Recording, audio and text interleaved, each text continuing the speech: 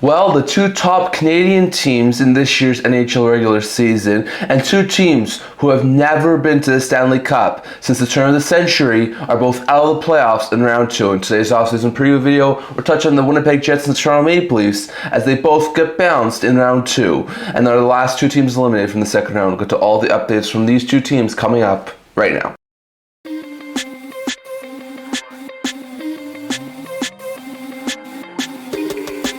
Hello everyone, welcome back to another video here at the End-to-End Hockey channel. Now before we go, don't forget to like this video and subscribe below. Thank you for all of your support. I would never be able to do this without all of you guys. If you haven't already, don't forget to subscribe button down below. We're on the road to 500 subscribers. And don't forget to leave a comment down in the comment section below so that's all discussed in today's video. And don't forget to stay tuned for June 27th, June 28th, and July 1st live streams talking about all of the movement that happens on those days. So don't forget to stay tuned for that. But today's video, we got another off-season preview video here to discuss. It's the third last off-season preview video. We're going to have one more coming out in the near future, talking about teams who lost the conference final, and then the last was going to be talking about the two teams who made to the Stanley Cup final. But today's video, we're doing our last one involving teams who were bounced in round 2. We just talked about Vegas and Washington, and now we're talking about the Leafs and the Jets. So both of these teams are really good. Leafs won the Atlantic Division, Jets won the Central and the President's Trophy, but both were bounced in round 2 after making it out of round 1. So we'll get to both these teams here and how they did in the regular season and the postseason. So we'll start with the Jets. They were eliminated a day earlier than the Leafs. So for Winnipeg, they finished the year's record of 56-22-4. They were a monster of a team this year, all season long. Like, they had an 8-game winning streak to start the season, never looked back. They had a couple of sour stretches, which most teams do have, but they finished the year, like we said, 56-22-4, 116 points, the league leaders. So they had a pretty solid season in the regular season. In the playoffs, it was an up and down playoff run for them. They got out to a 2-0 lead against St. Louis, then lost both games on the road to make it a 2-2 series, won at home to make it a 3-2 lead, then lost on the road to make it a 3-3 game, and were almost eliminated, but 2 goals in the last 2 minutes of game 7 made it a 3-3 game, and then they won in double overtime to take down the Blues for a 3 in double overtime. Then they lost game 1 against Dallas. They won game 2. They lost both games in Dallas to fall down 3-1 in the series. They won game 5 to make it 3-2, but then they lost again in overtime in Dallas to make it a 4-2 series win for the Dallas Stars. So this team had a lot of problems on the road, but even though they were the President's Trophy winning team, they were still eliminated in round 2. So very interesting note there. For the Jets, in the regular season and postseason goal scoring and point scoring leaders. In the regular season, Kyle Connor led the team with 97 points. He was followed by Mark Scheifele, who had 87 points, and Nikolai Ehlers, who had 63 points. So a couple pretty good point scores there. Like, you want to see probably a couple more guys hit the 50 to 60 point plateau, but still, like, Connor almost with a 100-point player, so very good stuff there. Well, Connor also led the team with 41 goals. Scheifele had 39 goals, and Velarde had 27. So only 2 30-goal scores. Connor did hit the 40-goal plateau, which was great, but still, you want to see at least a couple more guys hit the 30-goal plateau at least. So very interesting note there. In the playoffs, Kyle Connor had 17 points in 13 games. He was a beast all playoffs long. Scheifele, just like the regular season, also had pretty solid playoffs, 11 points. And then Pionk, Appleton, and Ehlers all had 7 points. So very interesting note there. Well, Scheifele, Connor, and Ehlers all have 5 goals in the postseason. So very interesting note there. Pionk has solid playoffs. Ehlers has solid playoffs. Scheifele and Connor continue to carry that team, but still, very interesting note there. They weren't the worst offensive team in the postseason, but they weren't the best either. So very interesting note there. If you go over to some of their advanced stats from the regular and postseason, if you look at their stats in the goal scoring and goals against, they were tied for 3rd in the regular season in goal scoring with 275 goals for, and they were 1st. They were the best goals against team in the league, having sub 200 goals against with 190 goals against. So honestly, goal scoring wise, goals against wise, they were great. Power play wise, also the best power play in the league, had 28.9% power play, which was great for the Jets in the regular season. And the penalty kill was in this top half of the league. It wasn't great, but they had 79.4% PK, which was 13th in the NHL, so it's not overly bad. If you go over to the postseason side, they had 2.69 goals for per game, which was 9th in the NHL. 3.08 goals against per game, which was 7th in the NHL. 18.6% power play, which was 12th in the NHL. And then 73.8% PK, which was 9th in the AHL. So they were about average on basically everything. Like the power play, which was their one strong suit in the regular season, collapsed in the postseason, but were average goal scoring wise. They were about average goals against wise. They were about average on penalty kills. So like they weren't great on any of those stats, but they weren't overly terrible either. So, but it's definitely a drop off from what they were in the regular season, as they did have a little more of a poor play in the postseason. But still, interesting note there. And those are some of their advanced stats. Next, we're going to 3 reasons I think this team was eliminated. So first, the first reason I think this team was eliminated was the road problems. The Jets in the postseason didn't have a road win. They lost Game 3, Game 4, Game 6 to St. Louis, and they lost Game 3, Game 4, Game 6 to Dallas. The games against Dallas were a little bit closer than the ones against St. Louis, and they started to play a little bit better as the playoffs went on. But still, you don't have a singular road win. You're lucky to get out of the first round in general. Like, this team was horrendous on the road, and a big reason as to why this team was eliminated. The second one I think was power play troubles. They went from having the top rated power play units to being bottom 4 in the postseason, which is not overly great. I mean, they were sub 20 on the power play. They wound up going down 10% on the power play from the regular season to the postseason. Horrible stuff there from the Jets. They just couldn't get that power play to be consistent enough. Another big reason as to why this team was eliminated. And the third one was Hellebuyck wasn't great. Hellebuyck was a Vezina finalist in the regular season. He was a Hart Trophy finalist in the regular season. He had another great season in the regular season. In the postseason, it came crashing down. He was a lot better on home ice than he was on the road, but even on home ice, he wasn't the dominant goaltender that we're accustomed to seeing Hellebuyck being. So, all in all, very interesting note there, but in my opinion, the road problems on top of power play troubles and Hellebuyck not being the superior goaltender he was in the regular season were the 3 main reasons I think this Jets team was eliminated in the second round of the postseason. Next, going over to their UFAs, their RFAs, and their draft capital. If you look at their UFAs, there's actually quite a bit here. They have Nikolai Ehlers, Mason Appleton, Brendan Tanev, Johnson Fajalbi, Dominic Tornado, Hayden Fleury, Dylan Coughlin, and Chris Driedger. Coughlin playing 6 games, Tornado playing 5 games, and Fajalbi and Driedger didn't play at the NHL level. All those guys are depth guys, like Fajalbi, Tornado, depth forwards, Coughlin, depth defenseman, Driedger, 3rd or 4th stringer. I could see all those guys leave. You have Hayden Fleury, who had 7 assists in 39 games. Did alright as like a 6th, 7th defenseman, so I could see him probably be brought back, but I wouldn't be one bit surprised if he left.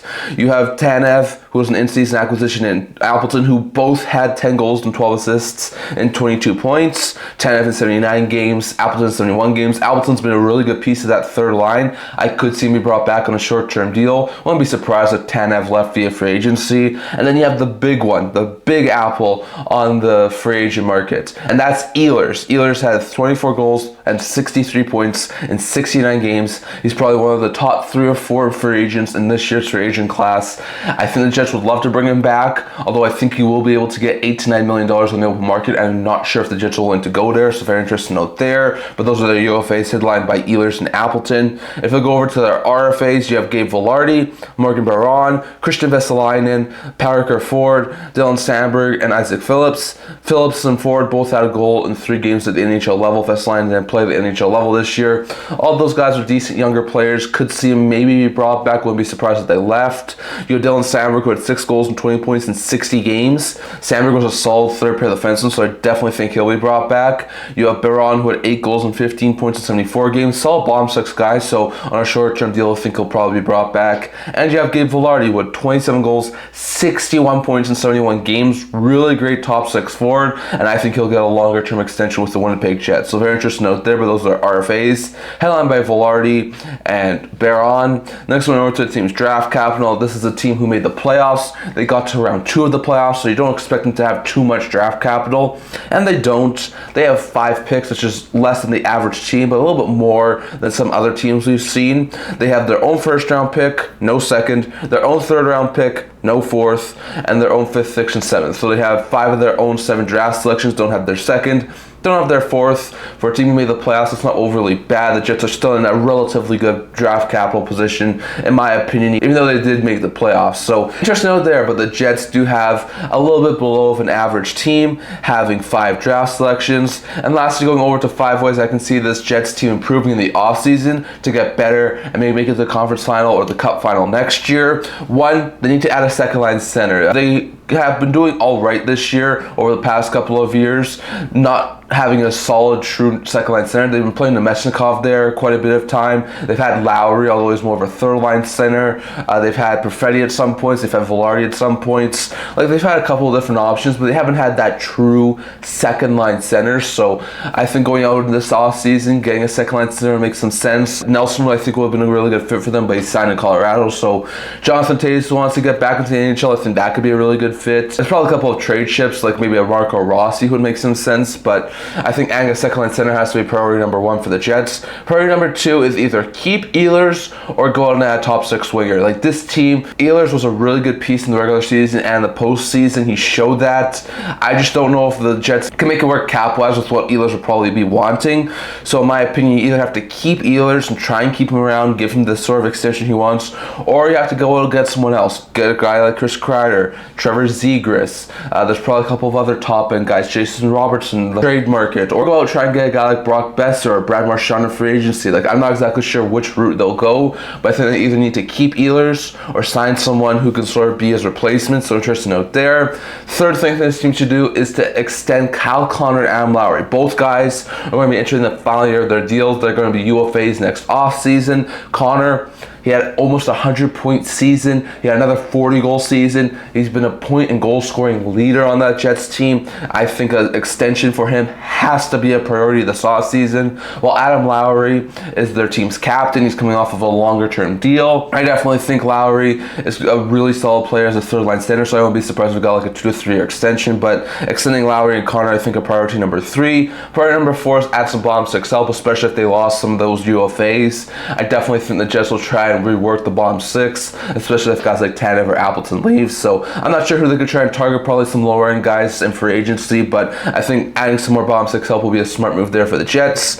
And the fifth thing I think this Jets team needs to do is move Heinola and or Stanley. Now, Stanley is entering the final year of his deal. Heinola, I think, is also entering the final year of his deal. Stanley's going to be a UFA. Heinola's an RFA. Stanley's done all right, but I think he just needs a fresh start. And Heinola, well, he was a top prospect a couple of years ago. He hasn't been able to get into that solid role at the NHL level. So I think Heinola needs a fresh start. I think if the Jets were to try and free up some cap space, Stanley makes a lot of sense. So I think they should consider moving Heinola and Stanley as priority number 5. So in my opinion, for the Winnipeg Jets, I think adding a second line center, keeping Ehlers or adding a top 6 winger, extending Connor and Lowry, adding some bottom 6 help, and considering moving Heinola or Stanley are the 5 ways this team can improve, maybe make it past round 2 next year. And next, going over to the Toronto Maple Leafs. So when it comes to Toronto Maple Leafs, they had another pretty good season. Not as good as the Winnipeg Jets in the regular season, but they had a 52-26-4 record. So it's a solid record there for the Leafs. They finished with 108 points. Were able to edge out Tampa and Florida for the top spot in the Atlantic Division, their first ever Atlantic Division title. They got the Ottawa Senators, which were a wildcard team in round 1. They went up 3-0 in that series, then lost games 4 and 5 to make it a 3-2 series. It went longer than any of the other Eastern Conference first round series went, but the Leafs were able to put it away in game 6 and take down the Ottawa Senators in 6 games. Well, then they had the Panthers in round 2. They won the first 2 games. It was looking really good for them, but then they lost 3 straight, both in Florida, then got destroyed back in Toronto, went to Florida, forced game 7 with a solid 2-0 performance in game 6, and then got once again demolished at home 6-1. So they lost in 7 games. This team still can't win game 7s for some odd reason, and they fall in round 2 to the Florida Panthers. It was the closest this core ever got to the conference final, but I think this might be the end of the core, as they were not able to get to the conference final. So very interesting out there. If you look at the point and goal scoring leaders in the regular and postseason, in the regular season, Martin led the team with 102 points. Nylander had 84 and Matthews had 78, so not too surprising there. The core 4 led the team in the point scoring category. In the goal scoring category, Nylander led the team with 45 goals. Tavares had 38 goals and Matthews had 33 goals. So definitely a far cry from a 69 goal season a couple of years back for Matthews. But Tavares, Nylander, Matthews, like, you expect those guys to be the team's leaders in points. So very interesting note there. If you look at their point scoring leaders in the postseason, Nylander had 15 points, Martin 13, and Matthews 11. So not too many surprises there. Nylander once again led the team in points in the postseason, and Martin and Matthews had some decent amounts. And then Nylander led the team in goal scoring in the postseason with 6 goals, while Tavares and Knies both had 5. So once again, it's a lot better than a lot of those other teams we've been talking about over the past couple of offseason preview videos. It's not the greatest though, so very interesting note there. Going over to their advanced stats, in the regular season they had 267 goals for, tied for 7th in the NHL, 229 goals against, which was tied for 8th in the NHL, 24.8% on the power play, which was tied for 8th in the NHL, and a 77.9% PK, which was 17th in the NHL. So they had a subpar penalty kill, but they were in the top quarter of the NHL in the goal scoring category, the goals against category, and the power plays. So they weren't in the top 5 like some of these other teams we were talking about, like Washington or Tampa or Winnipeg or Los Angeles, but they were in the top quarter of most of these stats, so very interesting note there. Well, in the postseason, they had a 2.77 goals for per game, 8th in the NHL, 3.23 goals against per game, which was 6th in the NHL, a 21.6% power play unit, which was 10th in the NHL, and an 81.6% penalty kill, which was 4th in the NHL. So their penalty kill was actually a very good strong suit in the postseason against Florida and Ottawa. But their power play started to run out. They're in the bottom half in the power play. They were average on the goal scoring side, and they were just a little bit above average on the goals against side. So definitely the offense was probably one of the bigger problems for the Leafs in the postseason after a solid season in the regular season. So very interesting note there. But those are the advanced stats for the Leafs. Going over to 3 reasons I think this team was eliminated in the postseason. 1, they can't win Game 7s. This team is, I think, 0-7 or 0-8 in Game 7s since 2018. Like, this is insane. This series goes to 7. You can almost guarantee the Leafs are going to lose it. So, like, this team not being able to win Game 7s is a big reason as to why this Leafs core has never been able to get to the conference final. And that is the first reason I think this team was eliminated. Second one, goal scoring problems, especially towards the end of that Florida series.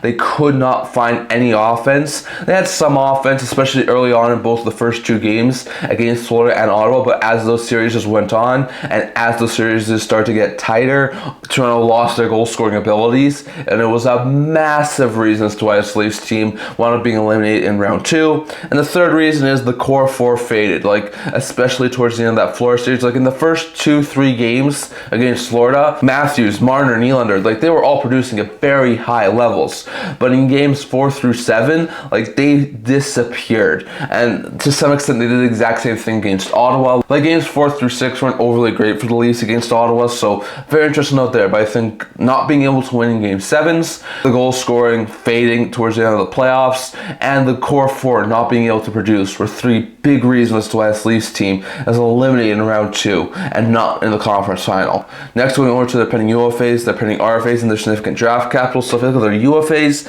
there's quite a bit here. You have Marner, Tavares, Pacioretty, Lawrence, Abruzzese, Steves, Nylander, Hakanpää, Mermis, and Murray. Murray had a 1-1-0 record with a 3.54 GAA, 879 save percentage. He was their 3rd, 4th stringer. I could see him leave. You have Mermis, who had no points in 1 game, Hakanpää, who had no points in 2 games, Nylander, who had no points in 5 games, and Abruzzese, who didn't play at the NHL level this year. All of them are lower end guys. I could maybe see 1 or 2 of them be brought back on short-term deals, but I think most of those guys will leave. You have Steves, who had a goal and 2 points in 7 games. Steves looks like a decent bottom 6 guy. Could definitely see him be brought back.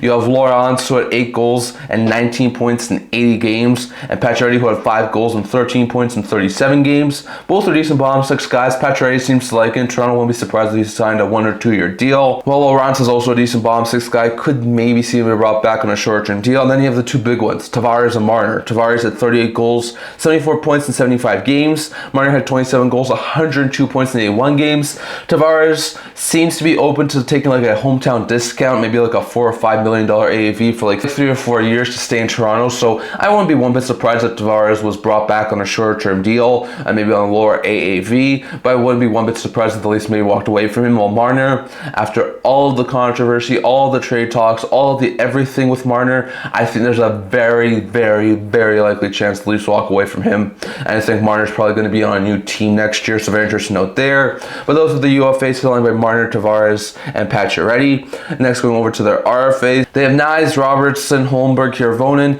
Heinola, Villanueva, and Hellebuyck. Hellebuyck had a 3.30 record with a 3.33 GAA and an 878 save percentage. Hellebuyck, I think, is going to eventually be the team's backup. Probably will be the 3rd stringer next year, so I definitely think he'll be brought back. You have Villanueva, Hirvonen, and Heinola, who didn't play at the NHL level. All are top prospects. I could easily see all those guys be brought back. You have Hellebuyck, who had 7 goals and 19 points in 68 games, and Robertson, who had with 15 goals and 22 points in 69 games. Both are decent bottom six guys. I think for the right deals, they'll both be brought back. I wouldn't be overly shocked if maybe they were traded or even potentially not qualified, so I'll have to wait and see on that. Well, Nice had 29 goals, 58 points, 78 games, looks like a future top 6 stud for the Toronto Maple Leafs. So I definitely believe that he's going to be brought back on probably like a longer term deal. So very interesting out there. But those are RFAs headlined by Nyes and Robertson. And let's go over to the team's draft capital for its upcoming draft. Now, the Leafs don't have too much top end draft capital here, but they actually have almost the same amount as an average team. They currently have 6 draft picks for this upcoming season. Once again, it could change for the actual start of the draft. But 6 picks isn't overly bad, especially for a team who made the playoffs. It's just a slight bit below what an average team would have. They have no first round picks, but they have the Panthers second, the Avalanche's third. They have no 4th round picks. They have the Penguins and their own 5th, their own 6th, and their own 7th. So they have their own 5th, 6th, and 7th. They have none of their top 4 picks. They do have the Panthers second. They have the Avalanche's third. They have the Penguins 5th. So like I said, it's not a whole bunch of top end draft capital, and they only have 2 picks in the first 3 rounds. But it's a lot more than, say, a team like the Winnipeg Jets have. So very interesting note there. But the Leafs currently have 6 draft picks for this upcoming draft. And lastly, going over to 5 ways I think this team can improve in the offseason to make it better and make it back to the postseason and make it to the conference final next year. First thing this team needs to do is remake the top 6. With Tavares and Marner both UFAs, I think this team needs like a revamped top 6. I don't see Matthews being moved. I don't see Nylander being moved. Nyes is now a solid stud in that top 6. You need to figure out who else is going to be in that top 6. Are you putting someone in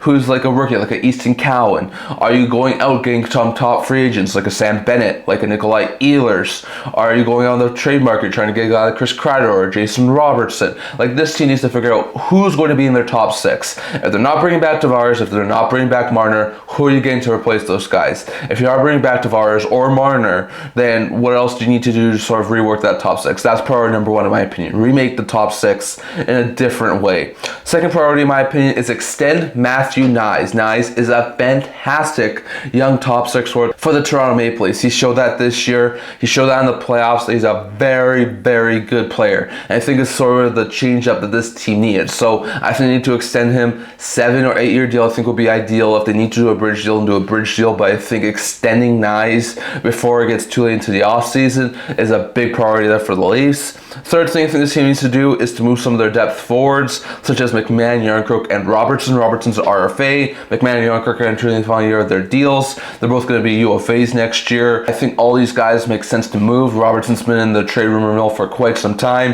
Yarncroke's making over $2 million. McMahon's making $1.5 million. And both those guys might be boxed out if the Leafs make some interesting changes. So I definitely think all 3 of those guys being moved is a priority number 3. Priority number 4 is get some more of the younger guys some NHL opportunities. Easton Cowan, who had a very good season over in juniors. Ronnie Hirvonen, who's an RFA, and Topa Niemelä, who's an RFA. I think all deserve at least looks at the NHL level. Niemelä, I think, eventually could be a solid top 4 defenseman. Hirvonen, I think, could be a top 9 forward. And Cowan, I think, is going to be a stud the top 6 at the NHL level. So I think giving these 3 guys opportunities at the NHL level would be a very smart move there for the Leafs, even though it's more of a training camp issue. And the 5th thing I think this team needs to do is add some more bottom 6 up, especially if they're moving Robertson, Yarncroke, McMahon, potentially letting Pacioretty and Lawrence go in for agency. Like, this team might need to rework their bottom 6 on top of their top 6. So I think adding some bottom 6 forwards like Bouvillier, Armia comes to mind, Dadonov, and there's probably a couple of other guys out there, Danton Heinen. Like, I'm not exactly sure who will wind up being acquired or signed by the Toronto Maple Leafs, but I think adding some more bottom 6 help will be a smart move there for the Toronto Maple Leafs. So in my opinion, that's what the Leafs I think need to do. Remake the top 6, extend Nyes, consider moving Yarncroke, McMahon, or Robertson, give Cowan, Hirvonen, and Niemelä NHL opportunities, and add some more bottom 6 help. And I think if they can do that, maybe they can make it to the conference final next year. So definitely, that's my opinion on the Leafs. That's my opinion on the Jets. I'll let you guys thoughts. Are you surprised by any of these 2 teams' stats from the regular and postseason? And what do you think these 2 teams need to do in the offseason to get better and go further in the playoffs next year? Definitely do your thoughts on all of that down in the comment section below. That's all I'm going to talk for today. Remember to like this video, and for the subscribe below. Thank you for all your support. I would never be able to without you guys. So if you haven't already, don't forget to subscribe button down below. Don't forget to comment. We're on the road to 500 subscribers. Don't forget to stay tuned for my June 27th, June 28th, and July 1st live streams. I also have a blog talking about news, rumors, analysis, stuff like that, so check that out. I'll link to that in the description below. Can't wait to see you guys all for next video. See you guys soon.